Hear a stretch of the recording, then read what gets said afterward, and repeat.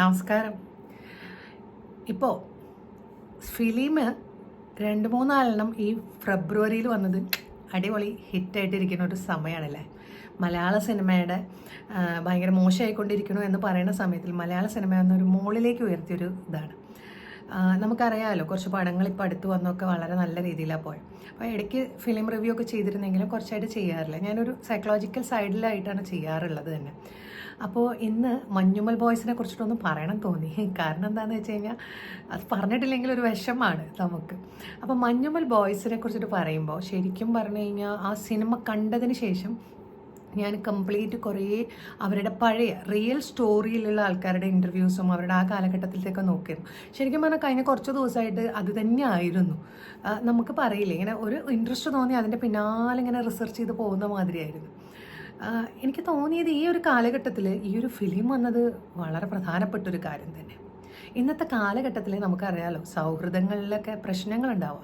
College life എന്നൊക്കെ പറയുമ്പോൾ നമ്മുടെ കാലഘട്ടത്തിലും പലപ്പോഴും ഇടി ലഹളകളൊക്കെ ഉണ്ടെങ്കിൽ ഇന്നത്തെ കോളേജ് ലൈഫിൽ വളരെയധികം റിവഞ്ചും ഒരു ആൾക്കൂട്ട വിചാരണയൊക്കെ നടത്തുന്ന ഒരു കാലഘട്ടമാണ്.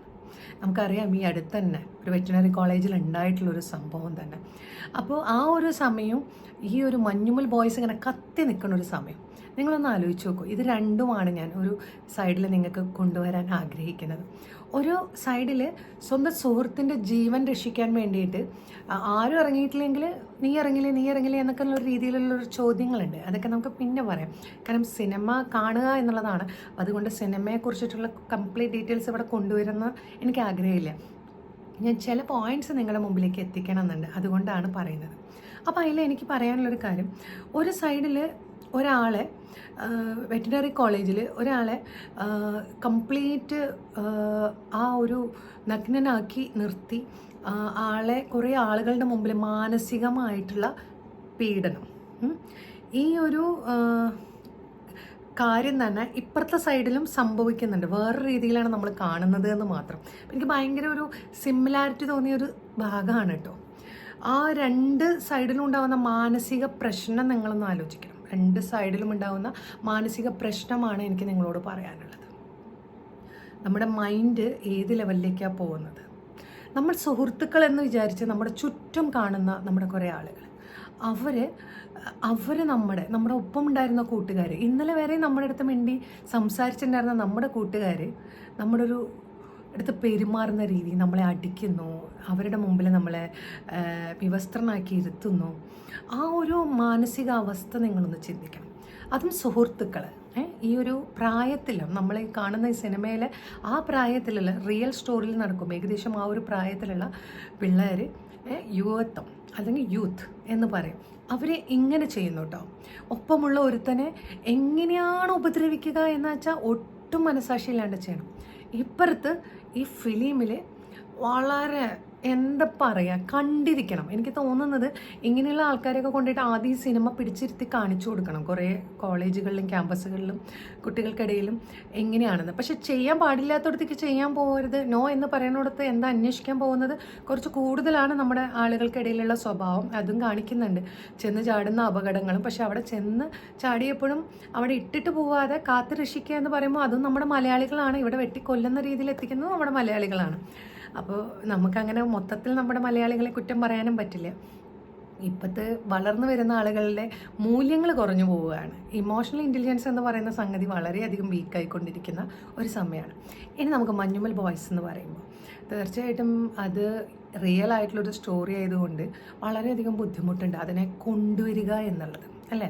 അപ്പോൾ ഓരോ അഭിനേതാക്കൾക്കും അത് ടാസ്ക് തന്നെയാണ്. അപ്പോൾ വളരെ മനോഹരമായിട്ടാണ് ഓരോരുത്തരും, അപ്പോൾ അവർ 1.5 വർഷത്തോളം ഇതിന് വേണ്ടി, ഈ കഥാപാത്രത്തിന് വേണ്ടിയിട്ട് ഓരോരുത്തരും അതിൻ്റെ ആളുകളായിട്ട് സംസാരിച്ചിട്ട് അവരുടെ മാനറിസും കാര്യങ്ങളൊക്കെ പഠിച്ച് ശരിക്കും ഒരു സ്റ്റഡി മാതിരിയാണ്. ഷൂട്ട് കുറച്ചൊരു സംതിങ് 100+ ഷൂട്ട് ഡേയ്സിലാണ് വന്നിരുന്നെങ്കിൽ പോലും അതിനേക്കാൾ മുമ്പ് അവർ തുടങ്ങിയെന്ന് അവരുടെ പല ഇൻ്റർവ്യൂസും കണ്ടു. അപ്പോൾ റിയൽ ആൾക്കാർ അവർ പറയുന്ന കുറേ കാര്യങ്ങളുണ്ട്. അവിടെ ചെന്ന് മരിക്കുന്ന പലരും ഭക്ഷണം കിട്ടാതെയും പല കാര്യങ്ങൾ കൊണ്ടും ആയിരിക്കാം എന്നൊക്കെ പറയുന്നു. കൺമുമ്പിൽ വെച്ചിട്ട് നഷ്ടമാകുന്നത്, ആ നഷ്ടമാകുന്നതിനെ തേടി പിടിക്കാൻ പോകുന്ന ഒരു സൗഹൃദം അല്ലാതെ പറ്റില്ല. ഞങ്ങളുടെ ഒപ്പം വന്ന ഒരാളേനെ തിരിച്ചു കൊണ്ടുപോകാതെ എങ്ങനെ ഞങ്ങൾ നാട്ടിലേക്ക് പോവും എന്നുള്ള ആ ഒരു ചോദ്യം, അത് നമ്മളിൽ പല ആൾക്കാരിലേക്കും ആ ചോദ്യം വരുന്നുണ്ട് ശരിക്കും പറഞ്ഞാൽ. പിന്നെ അതിനേക്കാൾ കൂടുതൽ എനിക്ക് ഏറ്റവും രസമായിട്ട് തോന്നിയൊരു കാര്യം എന്താണെന്ന് വെച്ച് കഴിഞ്ഞാൽ, നല്ല രസമുള്ളൊരു കഥ. നമുക്ക് ആ വൈബ് ശരിക്കും ഇങ്ങനെ കിട്ടും. ഓരോന്നും ഇങ്ങനെ കറക്റ്റ് റിലേറ്റഡ് ആയിട്ടാണ് വന്നിരിക്കുന്നത്. അപ്പോൾ ഇതിൽ അഭിനയിച്ച ആരെയും എടുത്തു പറയല്ല, എല്ലാവരും അങ്ങനെയാണ്. ഓരോരുത്തർക്കും അവരുടേതായ അസൈൻ ചെയ്തിട്ടുണ്ട്, അങ്ങനെയാണ് കൊടുത്തിരിക്കുന്നത്. പിന്നെ ഓഫ് കോഴ്സ് നമുക്കറിയാലോ ചിദംബരം ആളുടെ ആ ഒരു കറക്റ്റ് ഓരോ കാര്യങ്ങളും ഏറ്റവും പെർഫെക്റ്റ് ആവണം എന്ന രീതിയിൽ ആൾ ശ്രദ്ധിച്ചതിൻ്റെ നമുക്ക് അവിടെ കാണാൻ പറ്റും. പറയാണ്ട് വയ്യ പ്രത്യേകിച്ച്.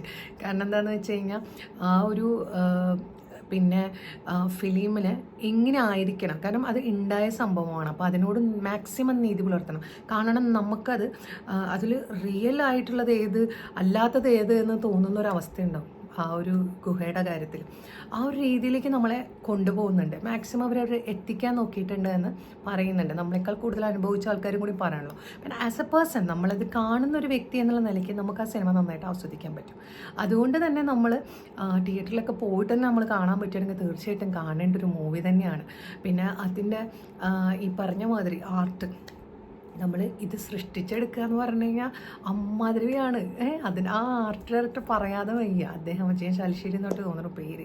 ഈ പേര് തെറ്റിപ്പോണ്ട വെച്ചിട്ട് ഞാൻ ഓരോ ആളുകളുടെയും പേരുകൾ ഇവിടെ എടുത്ത് പറയാതിരിക്കുന്നത്.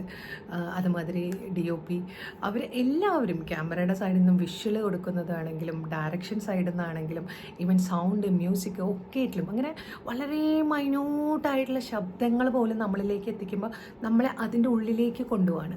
സത്യത്തിൽ ഇതിൽ നമ്മുടെ പാട്ട് കമൽഹാസൻ്റെ ആ പാട്ടിൻ്റെത് വരികയാണെങ്കിലും എന്നെ സംബന്ധിച്ചിട്ട് ആ പാട്ടൊക്കെ ഞാൻ ശ്രദ്ധിച്ചതേ ഇല്ല. ആ പാട്ട് അവിടെ അങ്ങനെ പോകുന്നുണ്ടെങ്കിലും അതിനോ അവർ രക്ഷപ്പെടും എന്നുള്ളത് നമുക്ക് അറിയാമെങ്കിലും നമ്മൾ അതിൻ്റെ ഓരോ മൊമെൻറ്റിലേക്കും എങ്ങനെയാണ് കൊണ്ടുവരുന്നത്, ഏത് മൊമെൻറ്റിലാണ് അവരെ കാണിക്കുന്നത്, ഇതൊക്കെ അതിൽ ഉണ്ട്. ഇപ്പോൾ ഇൻ്റർവ്യൂസിലൊക്കെ കുറേ കാര്യങ്ങൾ നിങ്ങൾക്ക് കാണുമ്പോൾ ഇതാവും.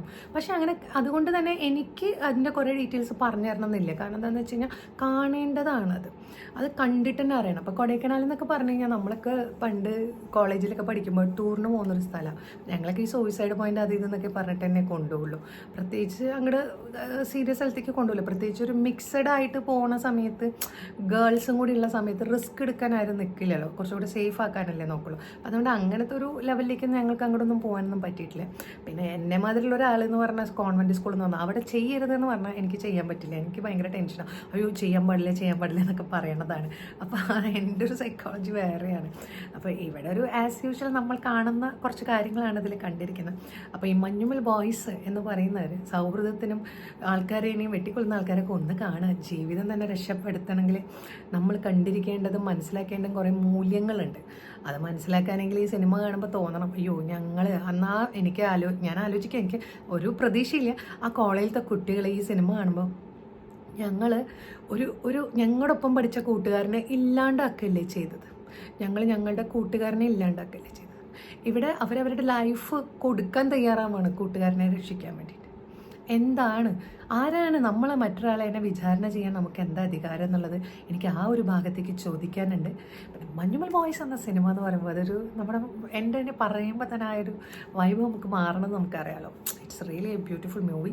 നമുക്ക് അത് ഭയങ്കര സന്തോഷമായിട്ടുള്ളൊരു കാര്യം തന്നെയാണ്. അതിൻ്റെ ഒരു മേക്കിങ്ങും അതിൻ്റെ എഫേർട്ടും ഓരോ വ്യക്തികളും ഈച്ച് ആൻഡ് എവറി വൺ എല്ലാ ആൾക്കാരും ശരിക്കും നന്നായിട്ട് ചെയ്തിരിക്കുന്നതാണ്.